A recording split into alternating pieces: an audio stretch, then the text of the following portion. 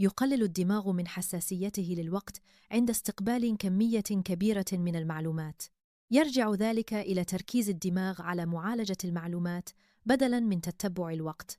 يؤدي هذا التركيز إلى تشويه الإحساس بمرور الوقت. تصبح معالجة المعلومات أولوية قصوى للدماغ. ينتج عن ذلك تغيير في كيفية إدراكنا للمدة الزمنية.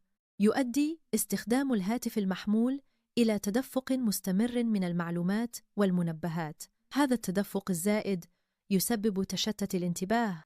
يقلل تشتت الانتباه من قدرة الدماغ على تتبع الوقت بدقة. نتيجة لذلك يمر الوقت بسرعة أكبر عند استخدام الهاتف المحمول.